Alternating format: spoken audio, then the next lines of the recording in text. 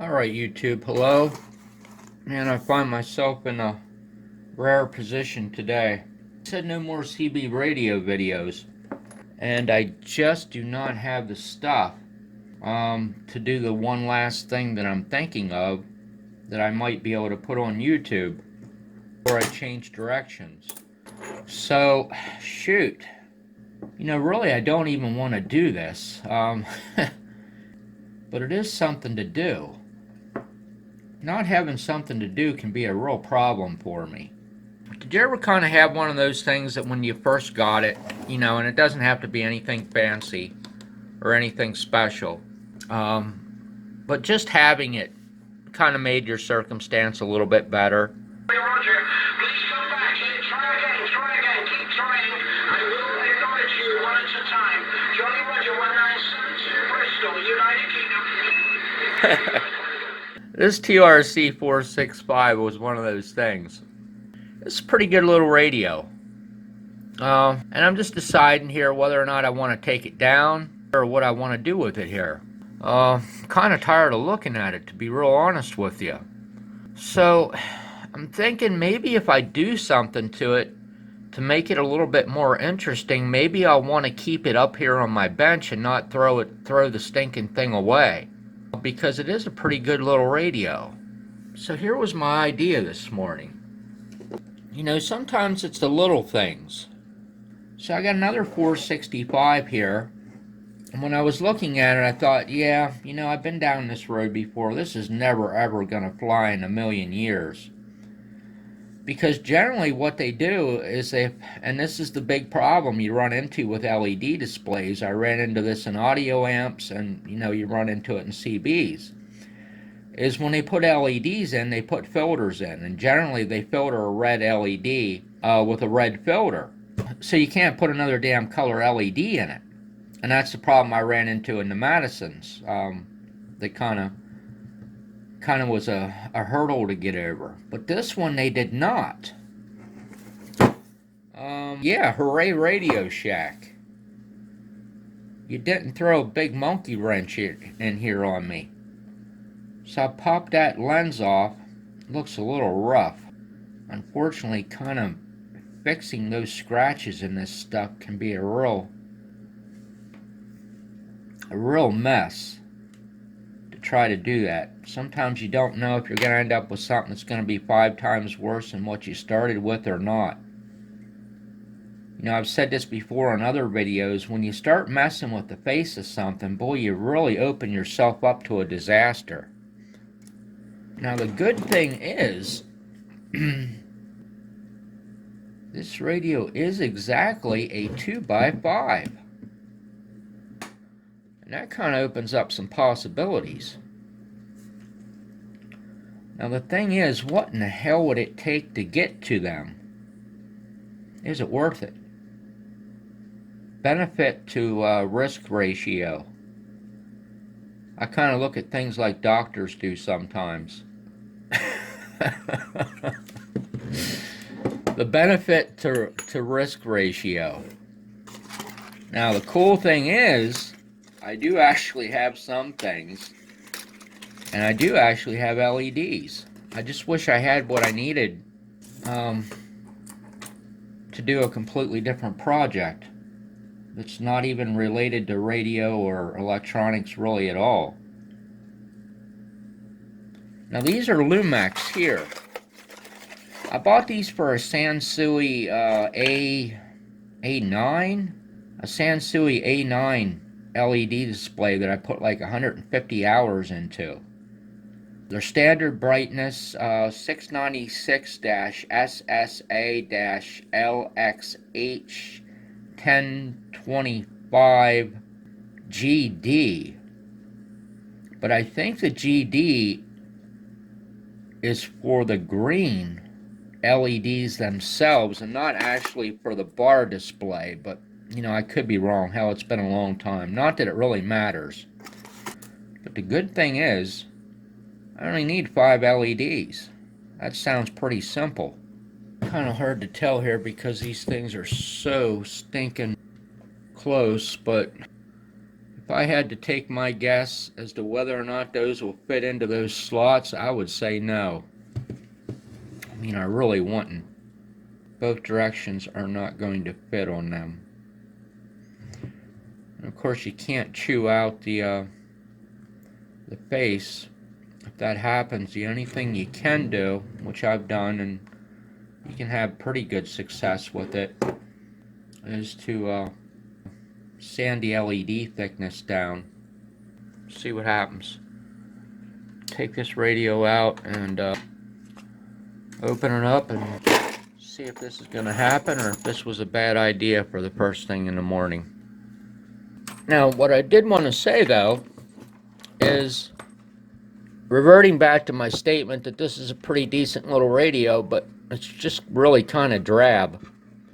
Uniden kind of fixed this problem on their PC-122, which is exactly the same radio as this, because they spiffed it up a bit. They put some chrome on the front. They moved their mic jack to the front. And they put 4 green and 1 red LED in it. So if you're fortunate enough to have a Uniden PC-122, Uniden's already done the job there. But unfortunately, I do not have one. And the last time I saw one for sale, they wanted way too much for it. So I guess maybe I have to make one here. Maybe if I just spruce this radio up a little bit, that'll have a tendency to make me not take it off the bench here. I like these radios because of this. They're pretty frequency stable. They're easy to align. There's not a lot of, crap to them as far as aligning them on frequency. Once you do them once or twice, you can get them down pretty good. There's only a couple test points, and they're labeled fairly clear. I mean, you don't have to spend weeks trying to figure it out where the test points are. If you look up the service manual, you can kind of go to them, because they'll generally be where there's like an exposed resistor lead that's not coated on the lead, like right here. You see that's a bare lead that's bent over, as opposed to these that are coated.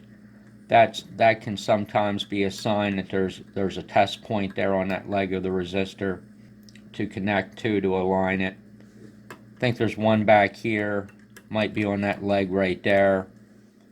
I think there's one right there where I actually, well, no, I didn't make a loop. There's a little diode down in there. There's a test point there. I think there's like 3 or 4 test points overall to align this for frequency. It's not too bad. It's pretty easy to set up. Probably not a real popular radio, though, to put an alignment video on. One thing that I don't like about this radio, other than the obvious blah effect of it,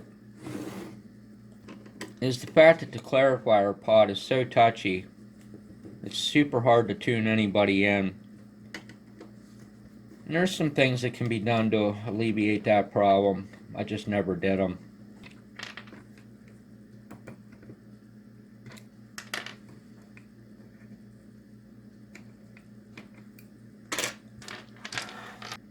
These little guys are always so darn impossible to reach down in there and get them out. And of course, I know there's fancy tools out there to do that. But I do things the hard way. And there was already loose. Well, it does have some Loctite on it. Usually what happens when they put Loctite on it is it gives you that sense that it's going to come off, it's going to be loose, and then all of a sudden you get the whole way out to the end where the nut's about ready to come off, and then the Loctite grabs, and kind of doesn't make sense. The Loctite should have held it at the back.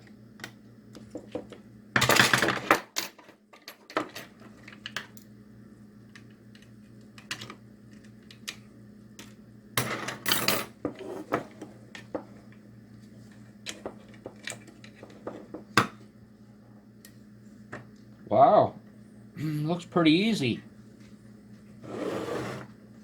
The first thing is there individual current limiting resistors on this board? 1, 2, 3, 4, 5. Yes, there is. There's individuals, which really makes sense. 680 ohm. So those things are probably getting 8 volts. So I just want to see how much current that's going to give those LEDs. Let's just assume they're getting 8 volts, which I'm very, very certain of. Let's just assume that the voltage drop on those LEDs is 2 volts. So 8 volts minus 2 volts is 6. And they are 680 ohm resistors. So divide that by 680. So we're getting 8.8 milliamps through each one of those LEDs approximately right now. And you're probably thinking, well, why in the hell does it matter how much current's going through them? Well, it absolutely does, because LEDs are like snowflakes. No damn two of them are exactly the same. So I know these here will handle 20, and I know that these are pretty dim LEDs in comparison to what other people call LEDs. Let's just put it that way. So they could probably be increased up. So those resistors could probably be dropped. But then again, you don't know how this little chip is going to respond to that, which is probably nothing more than a bunch of little transistors in it. So I think what we'll do is try it with the droppers that are on it first, and the new LEDs, and see what it looks like.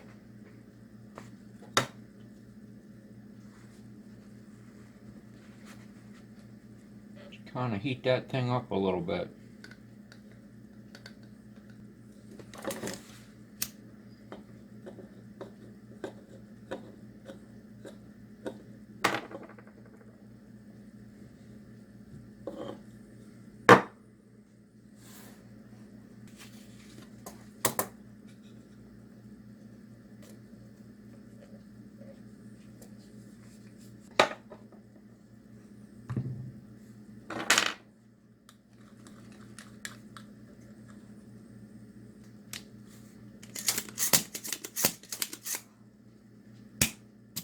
There we go. Now we're back in the New York groove. Some of those KISS fans out there might have got that statement. Back in the New York groove. Ace Frehley. Alrighty. Back to square one.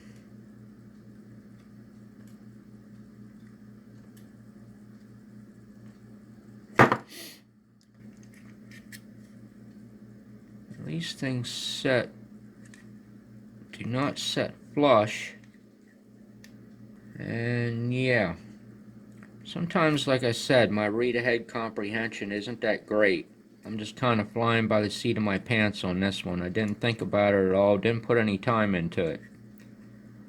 So the first train wreck is, these LEDs are definitely deeper, about 7.2. That could be a substantial problem. I knew these LEDs were wider. Yep, they absolutely are. 2.23. These are 2s.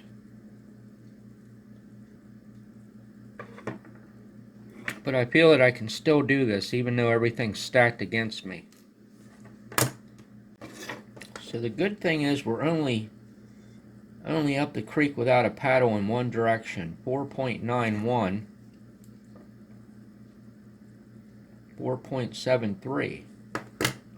We're all right that direction. It's the width and the depth that's going to be some issue. So we're going to have to make these guys into 2s. So we're going to have to shave off 1/4 of a millimeter. 1/8 of a millimeter from each side. This is something I kind of have. I kind of have experience with this. Oh my. Something I'm putting on YouTube that I actually have experience with. Imagine that.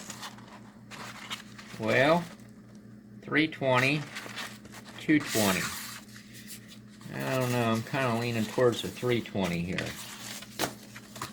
This is something I got experience with.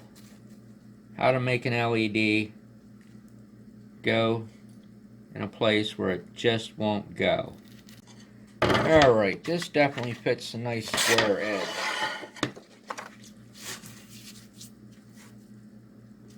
Good old chunk of indestructible fiberglass. I don't think I have to trim these the whole way to the bottom.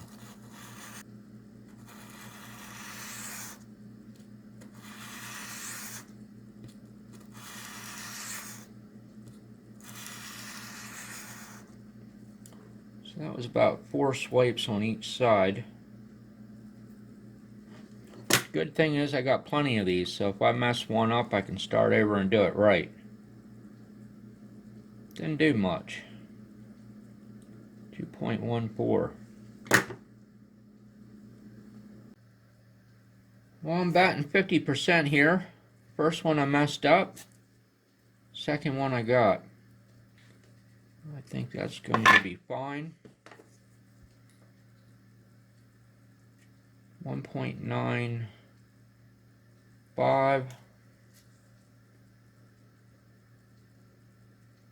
1.95.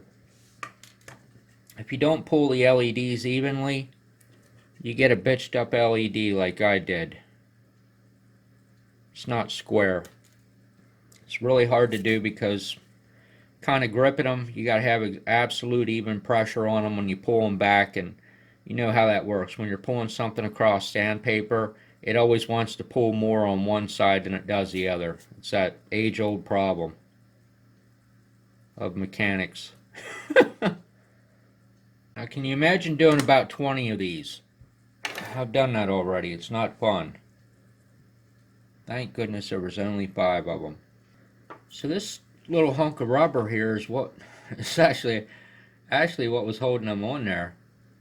Kind of thought it was going to be plastic. As strange as it is to kind of do, just have to go back to the old method here. I need double check myself again. I actually put it on the calculator here. 11.27 minus 0.7, 10.57. I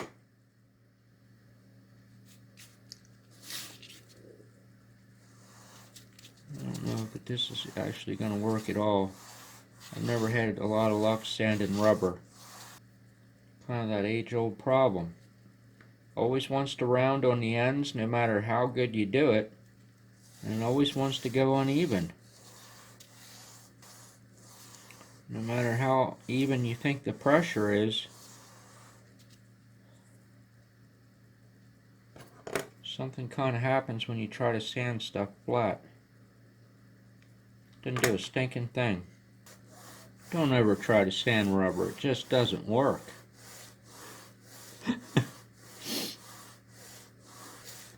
It's kind of right up there on the list with don't ever try to wash cheese either. That just doesn't work. I think that'll be alright. It's a little long, 10.77, but this is rubbery, so this will kind of have a tendency to squish those LEDs up against the front. I don't know what the clearance on them might have been from the get-go. Yeah, I don't think I'm going to push it any more than that. We'll see how it goes together and go from there. I think what I'll do is put the crookedest side down where it started to started to chew the corners. Put the true side up. Alright, took a little bit, but got them all in there.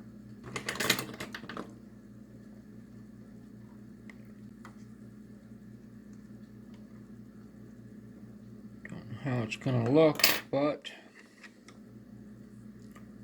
we will see.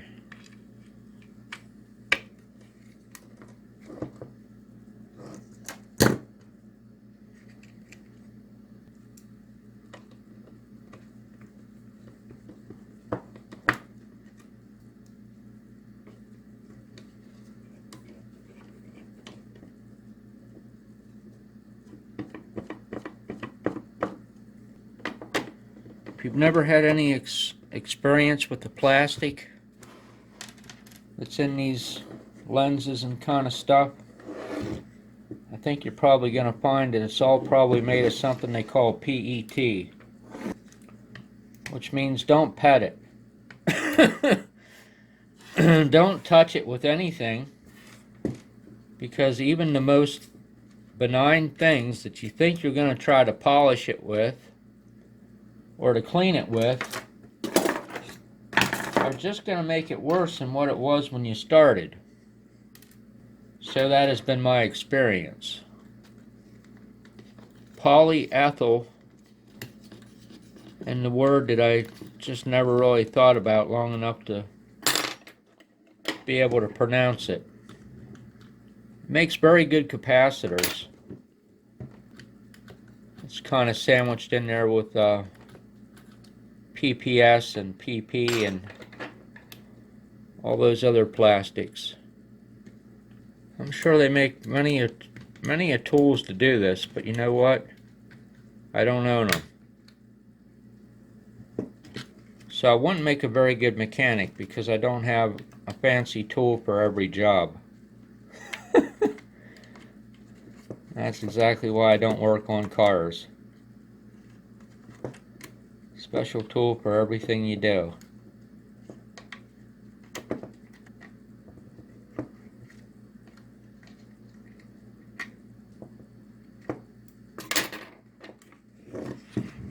Alrighty. That's all done.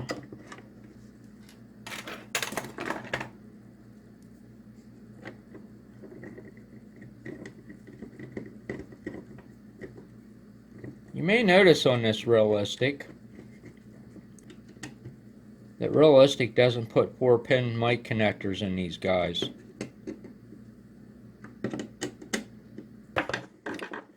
But the idiot that had his hands on this radio decided he was going to put a 4-pin mic connector in it. So I don't advise doing that, because usually when people do things like that, they leave out some crucial things, or they combine the function of some things in the wiring and leave out RF chokes and bypass caps and other things that are on that little tiny board. So unfortunately I didn't have any 5-pin DINs for it, so I had to take what he did, and it took me probably about 4 hours, believe it or not, to cut that board down and modify this circuit board there, and put the things back on it that are supposed to be on it, to get that mic jack in there. So if there's a 5-pin DIN plug in something, don't think you're improving it. Don't even go there. Leave the 5-pin DIN in. It was made to be that way. Don't do things that don't make sense.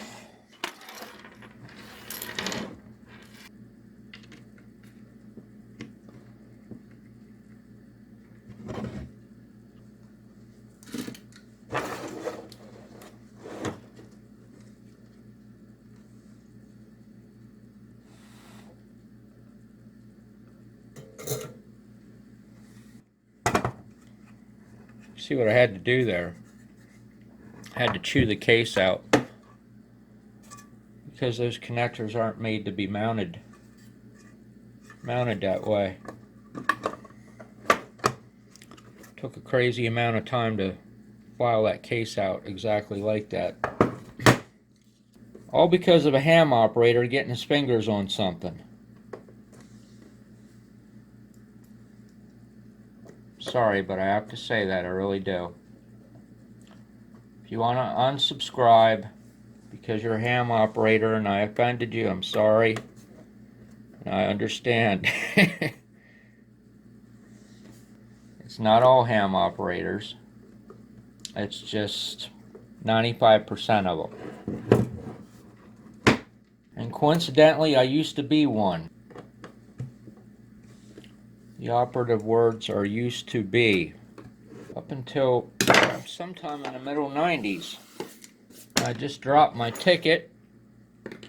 And I said I'm not doing that anymore, so I went and for my commercial broadcast ticket, which I'm not sure if they have anymore or not, which is called General Class Radio Telephone, not to be confused with General Class Amateur, because the test has nothing to do with amateur radio. Well, let's see if the son of a gun works. I did this so fast, 9 chances out of 10 I probably made a mistake somewhere.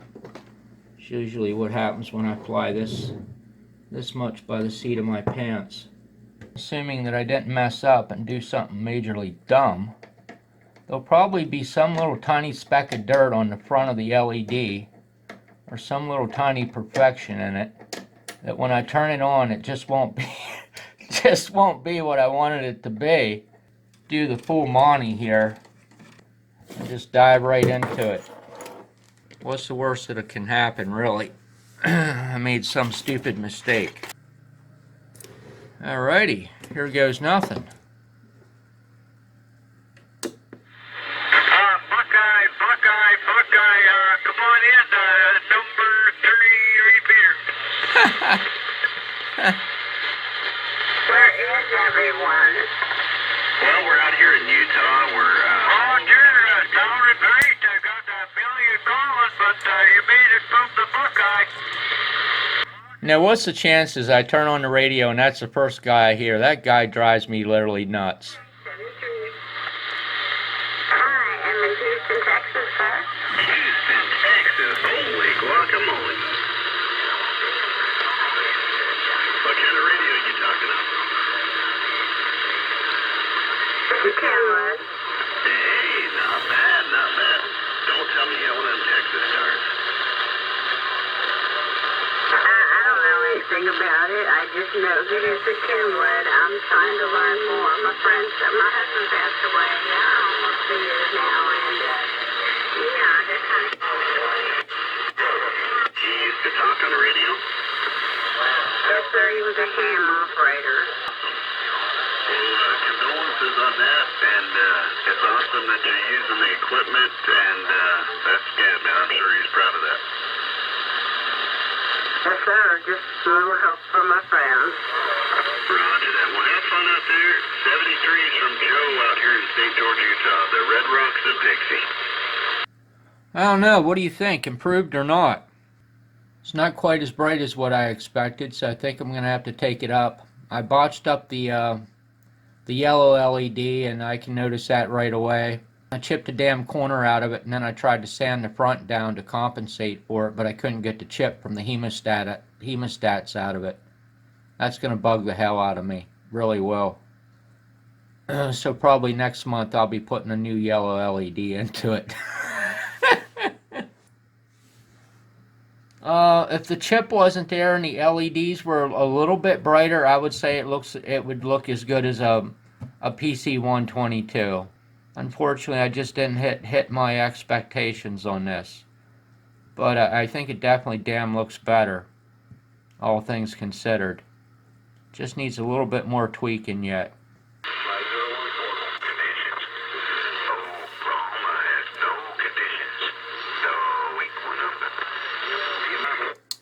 Alright, that's enough of that crap. It took way too long to do something way too simple. So hey, let me know what you think of that. Drop me a comment, I sure would appreciate it. Sorry I had to give you a CB radio video today. I really didn't count on it, but I really had to have something to do, man. And I was kind of grasping at straws on this, but that's the only thing that was right in front of me that kind of came to mind. Kind of perking up that Radio Shack a little bit. So, hey, I appreciate you watching today very much. Take care. Have a good day.